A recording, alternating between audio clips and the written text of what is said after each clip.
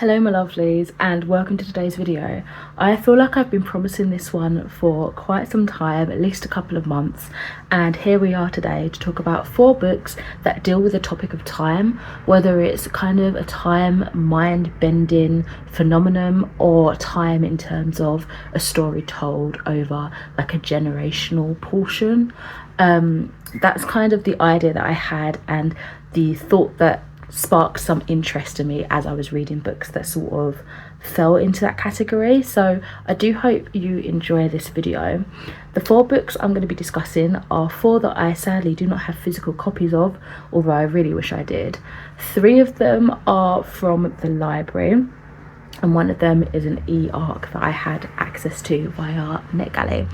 So the books that I am going to be talking about is The God of the Woods by Liz Moore, Slade House by David Mitchell, Losing the Plot by David Earthlings, and finally a translated fiction from the French, The Bleeding by Joanna Gustafson. So my idea is to talk to you about these books in order of when I read them, and kind of give you a in-depth synopsis as well as a thorough review. So I anticipate it's going to be a lengthier video. I hope you enjoy it. It's like 4 book reviews or with a similar topic condensed into 1 video, so hope you enjoy. So we're going to start with The God of the Woods. The synopsis for this one says, when a teenager vanishes from a Adirondack summer camp, I do know that I stumble over that word, so I do apologise.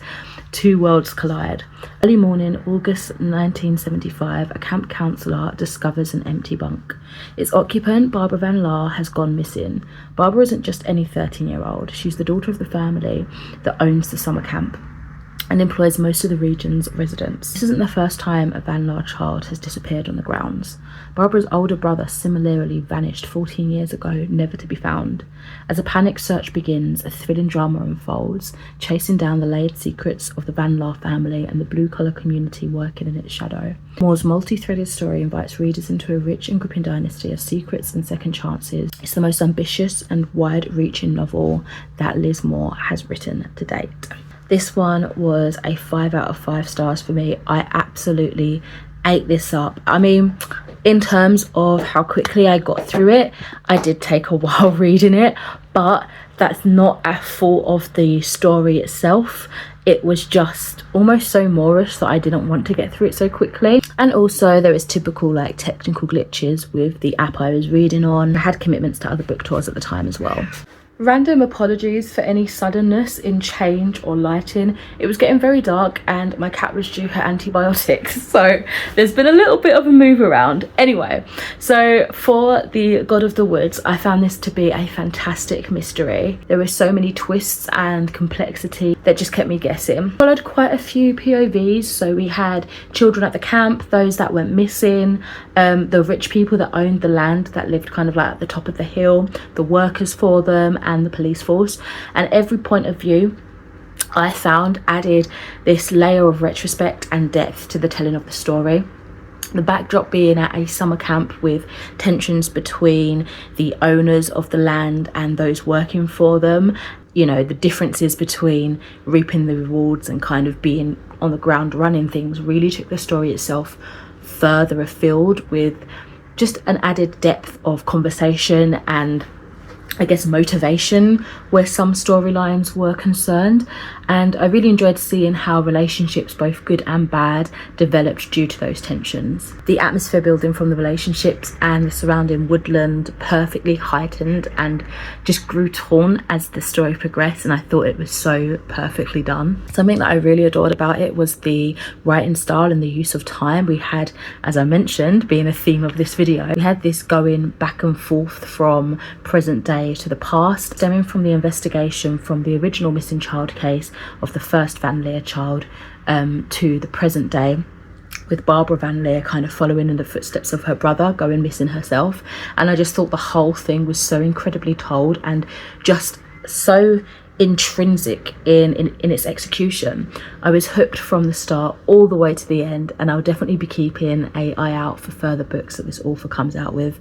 And from the sound of the synopsis, if this is her more, I don't know, what's the word, impressive book to note, then that means she's got a backlist, right? So I need to go through those and see what catches my eye. Slade House.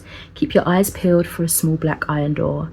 Down the road from a working class British pub, along the brick wall of a narrow alley, if the conditions are exactly right, you'll find the entrance to Slade House. A stranger will greet you by name and invite you inside. First you won't want to leave. Later on, you realise you can't. Every 9 years, the house's residents, an odd brother and sister, extend a unique invitation to someone who's different or lonely. A precocious teenager, a recently divorced policeman, a shy college student. But what really goes on inside Slade House, for those who find out, it's already too late.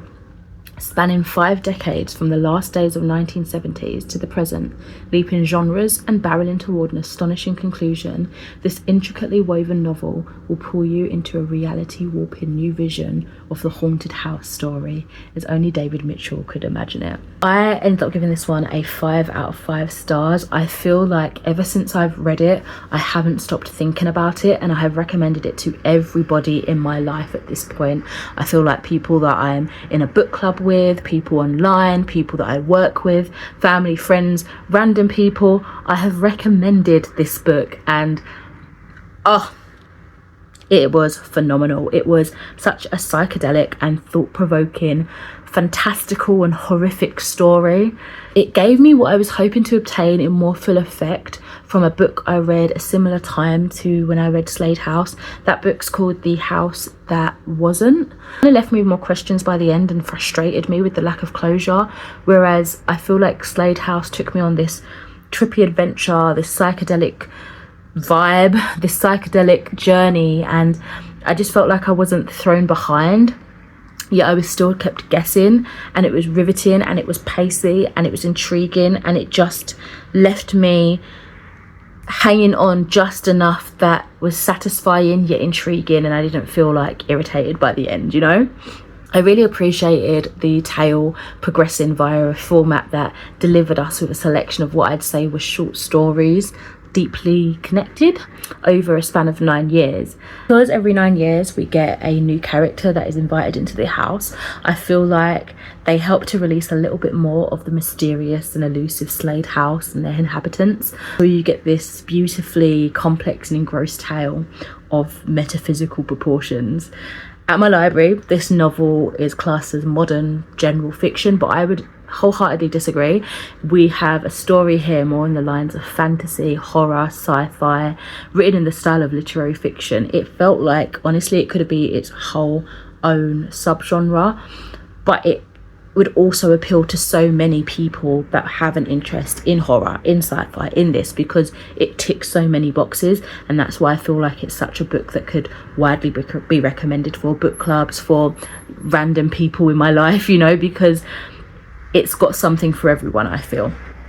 I also recently learned after finishing the book that Slade House is considered to be a footnote of sorts for The Bone Clocks, obviously by the same author, which I think is a larger piece of writing. So I'm really looking forward to at some point exploring the concepts of psyche and more in that book in a larger format. So yeah, I found this book to be such a phenomenal experience and, dare I say it, a masterpiece. I absolutely loved this, and I think it was probably, if not my most favourite, one of my favourites in these books that I'm talking about in this video.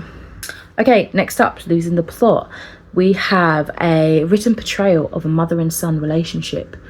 Driven by a deep-seated desire to understand his mother's life before he was born, ᵗᵗᵐ offers a powerful imagining of her journey as she moves from Ghana to the UK and navigates parenthood in a strange and often lonely environment. The effects of her displacement are felt across generations. Told through the eyes of both mother and son, Losing the Plot is at once emotionally raw and playful as ᵗᵗᵐ experiments with form to piece together the immigrant experience and explore how the stories we share and tell ourselves are just as vital as the ones we don't. So I ended up giving this one a 3 out of 5 stars. I found that the content itself was stellar, but I struggled with the format in the way it was delivered. So I'm going to discuss these as kind of like the two entities that they are. So in terms of content, what I really loved about this was the stunning reimagining of our author's mother's early years and how enriched it was. It was as if you could have been a fly on the wall, but it was coming from a mindset of someone that didn't even exist during that time. So I just thought it was so creative in concept and idea for a book. And again, the way the author created this tale, inspired by his mother's journey from Ghana to the UK, and how it may have looked, was just such a cool idea. And to be able to grasp an idea such as that as more of an integral thing and kind of put it to words and create a book about that, it's fascinating. It's absolutely mind-blowing. But in terms of format, the prose was a bit too florally for me to fully digest what was actually being said in simple terms. So a lot of the times I would find myself going back and rereading passages just to get the simplest of details to really sink in. This, in contrast to the footnotes that we had, just felt really disjointed, because it felt as if a complete different scenario was happening entirely within the footnotes, like almost like a different story. And if that was the idea, then really cool. It just couldn't quite be pulled off in my head. It just left me feeling disorientated and confused. But overall, I do really think it was a fantastic concept to create a book in such a way. And the last book is The Bleeding. This one I've got a lot of thoughts on as well, and again, it's another of my favourites. It was really good. So we are following 3 women across 3 eras and one extraordinary mystery. It's 1899 in one era in Belle Epoque, Paris. Lucienne's 2 daughters are believed dead from her mansion burning to the ground, but she is certain that her girls are still alive and embarks on a journey into the depths of the spiritualist community to find them.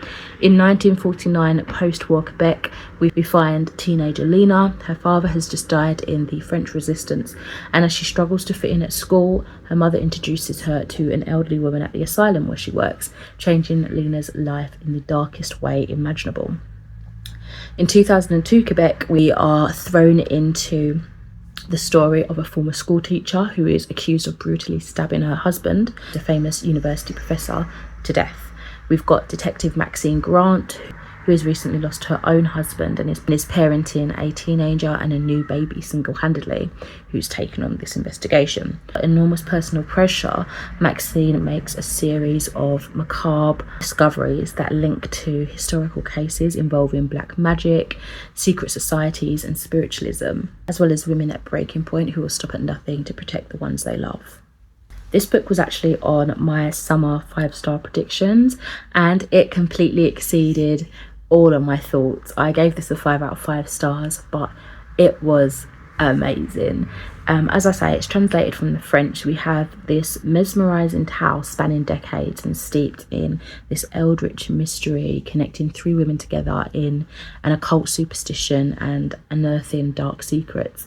This was, to be honest, an incredibly outstanding novel. I was instantly hooked by the depth of storytelling and the captivating characters that we met within Lena, Maxine and Lucienne.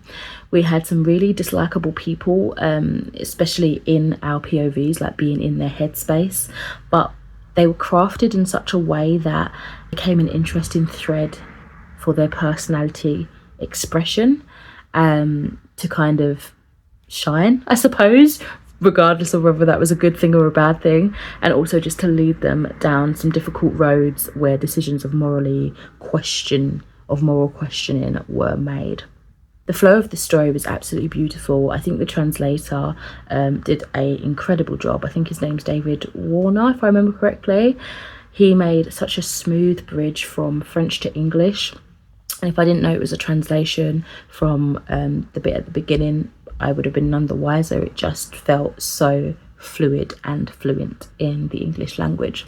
I really appreciated the short chapters, to be honest. That's something I really like when I go into a book, especially if it is a bigger book. This isn't really that massive in terms of page count, but just generally speaking, shorter chapters are so much easier to digest and absorb for me.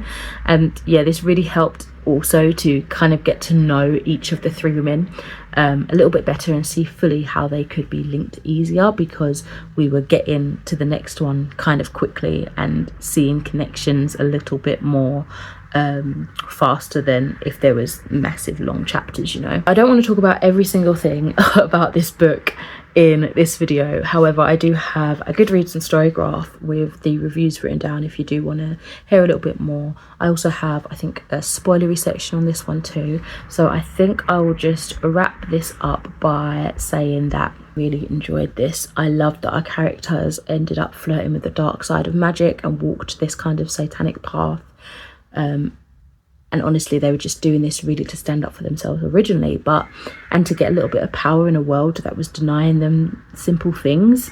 However, when you look at the heart of it, oftentimes these desires came from a really like twisted, dejected part of their being, like a rotten part of their core.